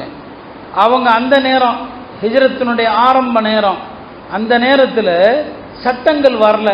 அதாவது முஸ்லீமைத்தான் கல்யாணம் பண்ணணும் அப்படிங்கிற சட்டங்கள் வரல. அந்த நேரத்தில் அவங்கள அபூ தல்ஹா பெண் கேட்டு அனுப்புகிறாங்க. அபூ தல்ஹா மதீனாவில் செல்வாக்கு மிக்கவர். உம்மு சுலைம் இடத்துல நான் அவங்கள கல்யாணம் பண்ண விரும்புகிறேன்னு சொல்லி பாருங்க. அப்போ சட்டம் இல்லை. அவங்க நினச்சிருந்தா அவரை கல்யாணம் பண்ணலாம், காஃபிரா இருக்கவே பண்ணலாம். அவர் காஃபிரா இருக்கிறார், இஸ்லாத்துக்கு வரல, கல்யாணத்துக்கு என்னங்க தூது அனுப்புகிறார் உங்களை நிக்காஹ் பண்ண விரும்புகிறேன்னு சொல்லி. ஆனால் உம்மு சுலைம் என்ன சொன்னாங்க, மா மிஸ்லுக யுரத் யா அபா தல்ஹா, அபூ தல்ஹாவே உங்களை போல ஒரு ஆள் பெண் கேட்டு வந்தால் நிச்சயமாக அந்த கோரிக்கை நிராகரிக்கக்கூடாது. ஆனால் நான் முஸ்லீமான பெண்ணாக இருக்கிறேன், நீங்கள் காஃபிரா இருக்கிறீங்க, உங்களை நான் நிக்கா செய்ய விரும்பல, நீங்கள் இஸ்லாத்துக்கு வாங்க, எனக்கு நீங்கள் மஹரே தர வேண்டாம், இஸ்லாமே மஹர், உங்களை கல்யாணம் பண்ணிக்கிறேன்னு சொன்னான். அவர் முஸ்லீமானார். ஒக்கான சதாக்கு பைனஹுமா அல் இஸ்லாம், ரெண்டு பேருக்கும் இடையில இஸ்லாம் தான் மஹரா இருந்துச்சு. இப்படி இருக்கிற இந்த பெண்ணுடைய வாழ்க்கை என்ன, இன்றைக்கு சமூகத்தில் நடக்கிற சம்பவங்களை நம்ம பார்க்குறோம். ஆனால் ஒரு வருத்தத்திற்குரிய விஷயம், சமூகத்தில் சில சம்பவங்கள் நடக்குது. இந்த சம்பவங்களை சமூகம் அணுகிற முறை இருக்கு பாருங்க, அது அந்த ஆளுக செய்யக்கூடிய தவறை விட மோசமானது. சில தவறுகள் சமூகத்தில் நடந்துருது. சில பெண்கள் அறியாமையிலோ அல்லது ஏதோ ஒரு காரணத்தினாலோ சமூகம் விட்டு சமூகம் போய் வேற இடத்துல கல்யாணம் பண்ணுறாங்க. அது ஒரு பக்கம் இருந்தாலும் அதை நாம் சமூக வலைத்தளங்களில் பரப்புறது, அதை பற்றி நாம் பதிவு செய்கிறது இருக்கு இல்லையா, இது இந்த பிரச்சனையை மேலும் வளர்க்கிறதுக்கு உதவுதே தவிர கண்டிப்பாக இது அந்த பிரச்சனையை ஒருபோதும் ஒழிக்கிறதுக்கு உதவாது. இப்போ உம்மு சுலைமுடைய வாழ்க்கை பாருங்கள், எவ்வளவு கணவன் இல்லை, ஆதரவற்ற இல்லை, யார் வந்தால் என்னன்னு கல்யாணம் பண்ணலை. அந்த இடத்துலையும் தன்னுடைய ஈமானையும் தன்னுடைய மார்க்க பற்றையும் ஹஜ்ரத் உம்மு சுலைம் ரலியல்லாஹு அன்ஹா வெளிப்படுத்துகிறாங்க. நம்முடைய அருமை தாய்மார்கள் அத்தகைய உம்மு சுலைமை போன்ற பெண்களாக என்ன செய்யணும் வேண்டும். அந்த காலத்தினுடைய இந்த பெண்கள் தான். முஆதா என்று ஒரு பெண்மணி இருந்தாங்க, அன்னை ஆயிஷா ரலியல்லாஹு அன்ஹுடைய மாணவி அவங்க முஆதா அவர்கள். அந்த பெண்ணு 24 மணி நேரமுமே வணக்கம்தான். காலையில் என்ன செய்வாங்க, இன்னைக்கு நான் பகலில் மூத்தா போனாலும் போயிடுவேன், அதனால் பகலில் நோன்பு வைக்கிறது, பகலெல்லாம் வணக்கத்தில் இருப்பாங்க. சாயங்காலம் ஆகும், சாயங்காலம் சொல்லுவாங்க ராத்திரி மூத்தா போனாலும் போயிடுவேன், எனவே ராத்திரி மறுபடியும் வணக்கம். இப்படியே அந்த அம்மா பகல் வந்தால் பகலில் மூத்து வந்துடும், இரவு வந்தால் இரவில் மூத்து வந்து விடும் என்று 24 மணி நேரமும் வணக்கம்தான். இப்படியெல்லாம் கஷ்டப்பட்டு ஏன் வணங்கணும் அப்படின்னா அவங்க சொல்லுவாங்க, இல்லை கபூரில் இருள் இருக்குது, நீண்ட நேரம் அங்கே உட்கார்ந்துருக்கணும், அந்த கபூருடைய இருளை வெளிச்சத்தாக மாற்றணும்னு சொன்னால் இந்த வணக்கங்கள் தான் உதவுன்னு சொன்னாங்க. நம்முடைய அருமை தாய்மார்கள் நஃபிலான வணக்கங்கள், குர்ஆன் திலாவத்து எதுவுமே இன்றைக்கு இல்லாமல் ஆகிவிட்டது. அதுவும் இந்த ஃபோன்கள் வந்த பிறகு சமூக பெண்மணிகளுடைய நேரங்கள் எல்லாம் வீணாக போகுது. ஒரு சிறந்த இஸ்லாமே என்ன, லாயானி பிரயோஜனமற்ற காரியங்களை விடுறது தான். இன்னைக்கு இந்த பிரயோஜனமற்ற இந்த விஷயங்களுக்கு தான் நம்முடைய தாய்மார்கள் அடிமையாகி கிடக்கிறாங்க. எனவே தயவு செய்து இந்த விஷயங்களை விட்டுட்டு இந்த முன்மாதிரி பெண்கள், இந்த பெண்களுடைய வாழ்க்கையில் சொல்லப்பட்ட விஷயங்களை கடைபிடிக்க அவங்க முயற்சி செய்யணும். இந்த நிஸ்வான்கள் அதற்கு தான் உதவுது. அருமையான தாய்மார்களே, அதனால் நம்முடைய நேரங்களில் குர்ஆன் ஓதுவதற்கு ஒரு நேரத்தை கொடுங்க. சொர்க்கத்தினுடைய படித்தரங்கள், சொர்க்கத்தில் எவ்வளவு தரஜாத்துகள் இருக்குது, குர்ஆனில் எத்தனை எழுத்துக்கள் இருக்கிறதோ அந்த எழுத்துக்களுடைய எண்ணிக்கை அளவுக்கு சொர்க்கத்தினுடைய படித்தரங்கள் இருக்குது என்பது ஒரு கருத்து. குர்ஆனில் 10 லட்சத்துக்கு மேலே உள்ள எழுத்து இருக்குது இல்லையா. நீங்கள் எந்த அளவுக்கு குர்ஆன் ஓதுவீங்களோ சொர்க்கத்தில் அந்த அளவுக்கு படித்தரங்கள். அதுக்கு ஆதாரமாகத்தான் உலமாக்கள் சொல்லுவாங்க, சொர்க்கத்தில் ஒரு காரியை பார்த்து அல்லாஹ் சொல்லுவான், உலகத்தில் யார் குர்ஆன் ஓதிக்கிட்டே இருந்தாங்களோ அவருக்கு அல்லாஹ் சொல்லுவான், இக்ரா வரத்தில் வர்தகி. அங்கேயும் அல்லாஹ் சொல்லுவான், ஓதுங்க ஓதுங்க ஓதுங்க, ஃபைன்ன மன்சிலத்தக இந்த ஆகிர ஆயா, நீங்கள் எந்த இடத்துல ஓதி நிறுத்துறீங்களோ அங்கே உங்களுக்கான சொர்க்கத்தினுடைய படித்தரம் என்ன அது முடிவு செய்யப்படும் சொன்னாங்க. அருமையான தாய்மார்களே, அக்காலத்து பெண்கள் எல்லாம் நிறைய குர்ஆன்கள் ஓதுனாங்க, தங்களுக்காக, இறந்து போனவர்களுக்காக, ஈசால சவாபா அவ்வளவு ஓதி வச்சாங்க. ஆனால் இன்றைய நம்முடைய சூழ்நிலையில் அது என்னங்க, பெண்களிடத்தில் திலாவத்து குர்ஆன் இல்லை. குர்ஆன் ஓதாததுனால வீடுகளில் முசீபத்துகள். குர்ஆன் ஓதுனா அந்த வீட்டில் என்ன கிடையாது, முசீபத்து என்னங்க இல்லை. எனவே இந்த முன்மாதிரி பெண்களை எடுத்து நம்முடைய வாழ்க்கையை அமைத்து கொள்ள முயற்சி செய்ய வேண்டும். அடுத்ததாக ஓரிரு விஷயங்கள். நம்முடைய சமுதாயத்து பெண்கள் மார்க்க அறிவு, மார்க்க கல்வியும் கற்றுக்கொள்ளணும். நிச்சயமாக அதுவும் தேவைதான். இந்த மாதிரி நிஸ்வான்கள் அதற்காக வேண்டிதான் என்ன செய்யப்படுது, நடத்தப்படுது. இந்த மார்க்க கல்வியில் எல்லா விஷயங்களும் போதிக்கப்படுவது அவசியம்தான். தொழுகையை பற்றி, பெண்களுடைய சுத்தம் சம்பந்தப்பட்டது, இது எல்லாவற்றுக்கும் மேலாக நிஸ்வானுடைய பொறுப்புதாரிகளுக்கும் சொல்கிறேன், கண்டிப்பாக பெண்களுக்கு வியாபாரத்தை பற்றி சொல்லிக் கொடுங்க. ஹலால் ஹராமை பற்றி சொல்லிக் கொடுங்க. வியாபாரம்னா ஹலால் ஹராமை சொல்லிக் கொடுங்க. இன்றைக்கு யாருமே ஆலிம்கள்கிட்ட கேட்குறதே இல்லை. இன்னைக்கு எல்லாருக்குமே முஃப்தி கூகுள் தான் முஃப்தி. கூகுள் தான் என்னங்க முஃப்தி. அந்த கூகுள் முஃப்தி என்ன சொல்கிறாரோ அதை வச்சு ஒரு கூடும் முடிவு பண்ணிக்குவார். கூடுமாங்க கூடும். புரியுங்களா? எந்த ஆலிம் ஷாட்டை கேட்டார்? தாருலும் தேவபந்தில் கேட்டாரா, வேலூர் பாக்கியாத்தில் கேட்டாரா? இல்லை, கூகுள் முஃப்திட்ட கேட்டேன், அது கூடுன்னு சொல்லிச்சு, அதனால பண்ணிக்கிட்டு இருக்கிறேன். அப்போ ஹலால் ஹராமுடைய பேணுதல் இல்லாத வாழ்க்கை. பெருமானார் ஸல்லல்லாஹு அலைஹி வஸல்லம் சொன்னாங்க, அல் ஹலாலு பையின், சில விஷயங்கள் தெளிவாக இது ஹலால் என்று முடிவு செய்யப்பட்ட விஷயங்கள். வல் ஹராமு பையின், சில விஷயங்கள் ஹராம் என்று தெள்ள தெளிவான விஷயங்கள். எது ஹலாலோ அதை செய்யலாம், எது ஹராமோ அதை விட்டு விலகி இருக்கணும். எத்தனையோ விஷயங்கள் வபைனஹுமா உமூருன் முஷ்தபிஹாத்துன், ஹலால் ஹராம் என்று தெளிவில்லாத குழப்பமான விஷயம். நம்முடைய காலத்தில் இருக்கிற பல்வேறு வகையான இந்த ஆன்லைன் வர்த்தகங்கள், பல வகையான வங்கி பரிமாற்றங்கள், அதில் நிறைய மக்ரூஹ் இருக்குது, ஹராம் நிறைய இருக்குது. அதில் எது கூடும் கூடாது என்று ஈரோடு மாநகரம் பெரிய வணிகர்கள் நிறைந்த மாநகரம். சிறு வியாபாரிகள், நடுத்தர வியாபாரிகள், பெருங்கொண்ட வியாபாரிகள் எல்லாம் இருக்கிறாங்க. நம்முடைய வியாபாரத்தில் ஏதாவது ஹராம் கலக்குதா, மக்ரூஹ் கலக்குதா, அதை நம்ம பார்க்குறோமா? இல்லை. நபி ஸல்லல்லாஹு அலைஹி வஸல்லம் மதீனாவுடைய பெரிய கடை வீதிக்கு வந்தாங்க. யா மஅஷரத் துஜ்ஜார் கூப்பிட்டாங்க. வியாபாரிகளே என்று அழைத்தாங்க. சொன்னாங்க, வியாபாரிகளுக்கு நீங்கள் நேர்மையாக நடந்தீங்க சரிங்களா, நீங்கள் பொய் சொல்லாமல் வியாபாரம் செஞ்சீங்க. அத்தாஜிருல் அமீனு சது, நீங்கள் உண்மையாக பொய் சொல்லாமல் நேர்மையாக நடந்தீங்கன்னா நீங்கள் செய்கிறது உலக ரீதியான ஒரு காரியமாக தெரியலாம். ஆனால் நேர்மையான வியாபாரிக்கு என்ன பரிசு? மறுமையில் அந்நபியின், நீங்கள் நபிமார்களோடு இருப்பீங்க. ஓ சித்தியக்கையின், சித்தியக்குகளோடு இருப்பீங்க. ஓ சுஹதா, சுஹதாக்களோடு இருப்பீங்க. அப்போ இந்த விஷயத்தில் என்னங்க, நேர்மையாக நடந்தால் அவர்களுக்கான பரிசு என்னன்னு சொன்னாங்க. இன்றைக்கு ஹலால் ஹராமுடைய விஷயங்களில் பேணுதலற்ற பல்வேறு வகையான பேணுதலே இல்லாத விஷயங்கள், தவறான வழியில் பொருளீட்டுகிற பல வகையான விஷயங்கள், அதில் தாய்மார்களும் என்ன செய்கிறதுன்னு சொன்னால், யூடியூப்பில் எதையாவது போடுறது, ஒரு சமையலை போடுறது, ஒரு பொருளை தயாரிக்கிறது எப்படின்னு போடுறது, அதில் சம்பாதிக்கிறது, இதெல்லாம் தூய்மையான ஹலாலில் வராது. ஹலால்லையும் கூட அனுமதிக்கப்பட்டதுலையும் கூட தய்யிப், தூய்மையாக அனுமதிக்கப்பட்டதும் இருக்குது. அனுமதிக்கப்பட்டதுல ஹபீஸ், அருவருக்கத்தக்கதும் இருக்குது. நல்லா விளங்கிங்க. அனுமதிக்கப்பட்டதை கூட எல்லாமே தூய்மை கிடையாது, பியூர் கிடையாது. சில காரியங்கள் அனுமதி இருக்கும், ஆனால் ஹபீஸாக இருக்கும். அதை மார்க்க அந்த வருமானத்தை விரும்பாது.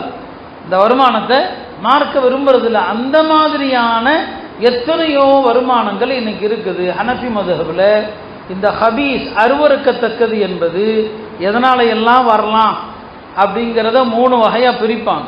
இன்னைக்கு வருமானங்களுடைய பல வகைகளை பார்த்தா சிலது அறவே கூடாது, சிலது மக்ரூ, சிலது ஹபீஸ், அருவருக்கத்தக்க வருமானங்கள்.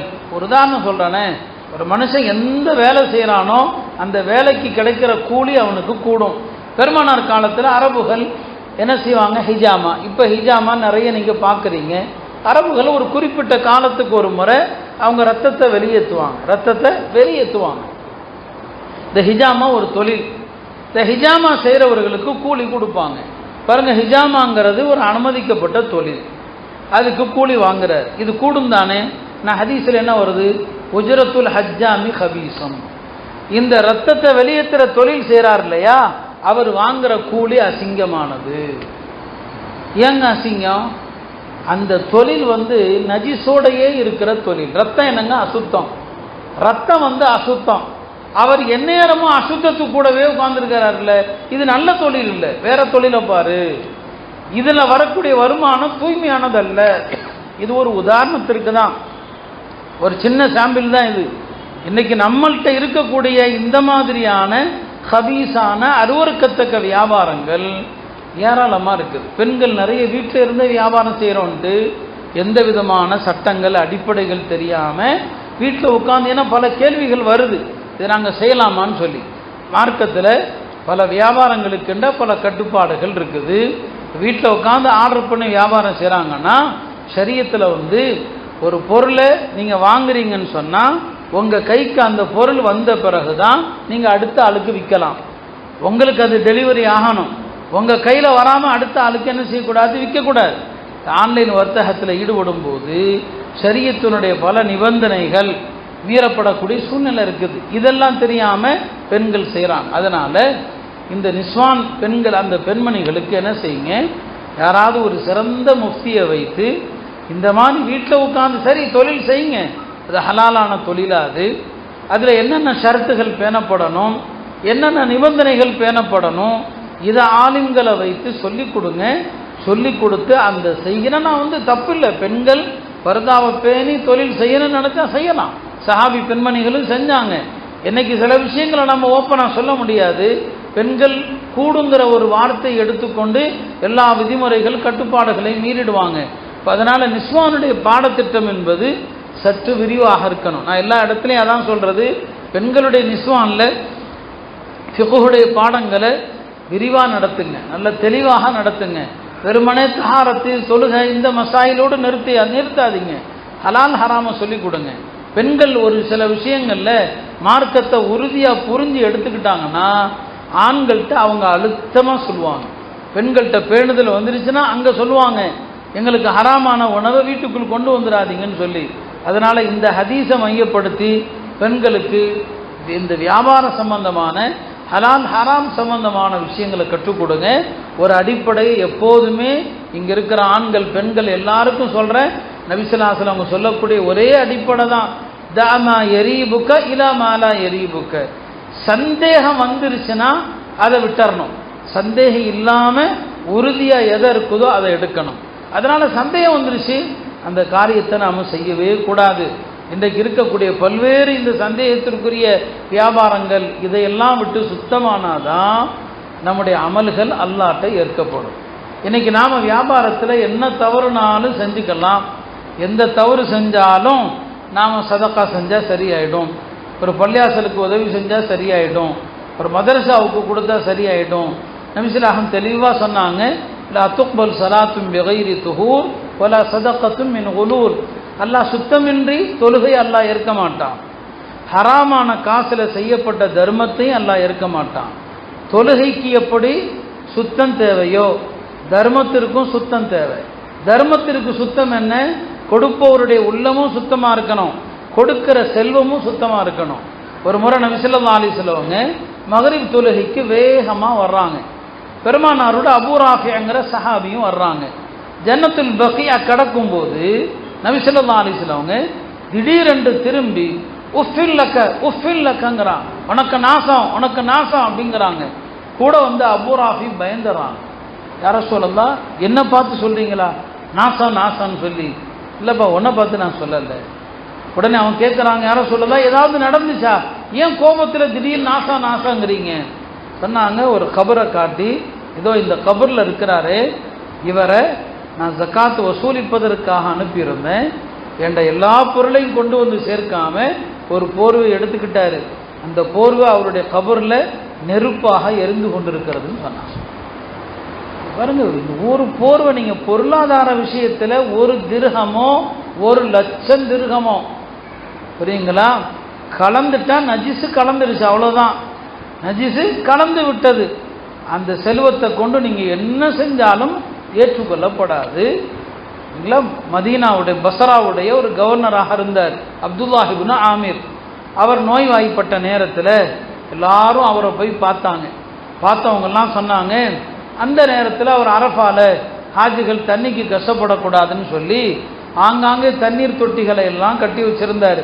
ஹாஜிகள் எங்கே போனாலும் தண்ணி இருக்கிற மாதிரி. வந்தவங்க சொன்னாங்க, நீங்கள் நிறைய ஹாஜிகளுக்கு சதக்கா பண்ணியிருக்கீங்க, உங்களுக்கு வாழ்த்துக்கள், உங்களுக்கு சுப செய்தி எல்லாம் பாராட்டுறாங்க. கடைசியாக அவங்கள சந்திக்கிறதுக்கு இப்னு உமர் வந்தாங்க. அப்துல்லாஹ் இப்னு உமர் ஒரு மிகச்சிறந்த சஹாபி வந்தாங்க. இப்போ வந்த இடத்துல சொன்னாங்க, எப்பா எல்லாரும் ஒன்றை ஏமாத்துறாங்க சரிங்களா, லஸ்து பி அகசிஹிம் லக்க, நான் உன்னை ஏமாற்ற மாட்டேன். எல்லாரும் உன்னை பாராட்டுறாங்க, நானும் உன்னை பாராட்டினா நான் உனக்கு துரோகம் செஞ்சவன். சொன்னாங்க, நீ அரஃபால ஹாஜிகளுக்கு தண்ணீர் தொட்டி எல்லாம் செஞ்சு கொடுத்தது சரிதான், ஆனால் அதெல்லாம் நீ ஹலாலான காசில் செஞ்சதா ஹராமான காசில் செஞ்சதா? நீ பஸ்ரால கவர்னராக இருக்கிற நேரத்தில் பைத்துல் மாலுடைய நிதியை நீ சரியாக கையாளல, அதில் நீ தவறுகள் செஞ்சிருக்கிற. நீ தவறான பொருளில் செஞ்ச சதக்காவா இருந்தா அந்த தர்மம் ஏற்கப்படாது. அப்பதான் இப்னு உமர் இந்த ஹதீஸை சொல்றாங்க, லா துக்பல் ஸலாத்தும் பிகைரி துஹூர், சுத்தம் இல்லாம தொழுகை ஏற்கப்படாது. வலா சதகத்தும் மின் குலூல், நீர் ஹராமான பொருளில் செஞ்ச தர்மத்தையும் அல்லாஹ் ஏற்றுக்க மாட்டான். நீ ஹாஜிகளுக்கு என்ன வேணாலும் செஞ்சுக்க, அந்த செஞ்ச பணம் சுத்தமான பணமா? ஒருத்தர் ஹராமான காசுல ஹஜ்ஜுக்கு போறாரு. அந்த காலத்துல ஒரு கவிஞர் அழகா சொன்னாரு, ஹராமான காசுல யார் ஹஜ்ஜுக்கு போறானோ அவனை பத்தி சொன்னாரு, ஹஜஜ்த பிமாலில் லஸ்த தம்லிகுஹு, உனக்கு சொந்தம் இல்லாத காசுல நீ ஹஜ்ஜுக்கு போயிருக்கிறாய். உனக்கு ஹராமான காசு உனக்கு சொந்தம் இல்லை, நீ அதுல ஹஜ்ஜுக்கு போயிருக்கிறாய். மா ஹஜஜ்த, நீ ஹஜ்ஜு செய்யல. வஹஜ்ஜத்தில் பஈரு, நீ போன ஒட்டகம் தான் ஹஜ்ஜு செஞ்சிருக்கு. நீ எந்த ஒட்டகத்தில் போனாயோ அந்த ஒட்டகம் தான் ஹஜ்ஜு செஞ்சிருக்கு, நீ ஹஜ்ஜு செய்யலை. எனவே அருமையானவர்களே, மார்க்கத்தில் ஹராம் ஹலால் ரொம்ப முக்கியம். நம்முடைய தொழுகை இந்த சோத்தை தாண்டி மேலே போகணும்னா, நம்முடைய துவாக்கள் மேலே உயரணும்னா, நம்முடைய வயிற்றுக்குள் போகிற உணவு தூய்மையாக இருக்கணும், நம்முடைய வருமானங்கள் தூய்மையாக இருக்கணும். அதில் கலப்படம் வந்துருச்சுன்னு சொன்னால் நம்ம எவ்வளோ பெரிய தியாகங்கள் வணக்கங்கள் செஞ்சாலும் அது வீணாயிடும். அருமை தாய்மார்களுக்கு இந்த ஹலால் ஹராமுடைய சட்டம் வேண்டும். கணவன் வீட்டுக்குள் கொண்டு வருகிற ஒவ்வொரு பைசாவும் சுத்தமானது என்று என்னங்க உறுதியாக இருக்கணும். அதனால பெண்களுக்கு அந்த விஷயங்களும் ரொம்ப தேவை. அருமையான தாய்மார்களே, எனவே அல்லாஹ்வை அஞ்சி நடந்து கொள்ளுங்க. பர்தாவுடைய விஷயத்தில், கற்பொழுக்கத்தினுடைய விஷயத்தில், கணவனுடைய கடமைகளுடைய விஷயத்தில், வழிபாடுகள் விஷயத்தில், ஹராம் ஹலாலுடைய விஷயத்தில் அல்லாஹ்வை பயந்து நடந்து கொள்ளுங்கள். நீங்கள் கற்ற கல்வி இந்த விஷயங்களுக்கெல்லாம் உங்களுக்கு உதவுமையானால் அது நிச்சயமாக பயனுள்ள கல்வி. எந்த கல்வி வாழ்க்கையில் வரலையோ அது பயனற்ற கல்வி. பெருமானார் ஸல்லல்லாஹு அலைஹி வஸல்லம் அவர்கள் பயனற்ற கல்வியிலிருந்து பாதுகாப்பு தேடினார். எல்லாம் வல்ல அல்லாஹ் இங்கே பட்டம் வாங்குகிற இந்த மாணவிகள் தாம் அறிந்த விஷயங்களோடு நில்லாமல் இன்னும் நிறைய விஷயங்கள் மார்க்க அறிஞர்கள் மூலமாக தெரிந்து வாழ்க்கையில் அடுத்து அவங்க நல்ல ஜோடிகள் எல்லாம் அவங்களுக்கு அமைக்கிற நேரத்தில் தம்முடைய கணவனையும் மார்க்கப்பட்டுள்ளவனாக மாற்றுவதில் பெண்களுக்கு பெரிய பங்கு இருக்கிறது. எல்லாம் வல்ல அல்லாஹ் இந்த மாணவிகளை நல்லொழுக்கம் உள்ள சாலிஹான மாணவிகளாக ஆக்கியல்வானாக. இவர்களை கொண்டு சமுதாயத்திற்கு பெரிய சேவைகளை அல்லாஹ் வாங்குவானாக. நல்ல சாலிஹான சந்ததிகளை அல்லாஹ் இவர்களுக்கு தந்தல்வானாக. ஆஹிரு தாவானா அனில் ஹம்துலில்லாஹி ரப்பில் ஆலமீன். அஸ்ஸலாமு அலைக்கும் வரஹ்மத்துல்லாஹி.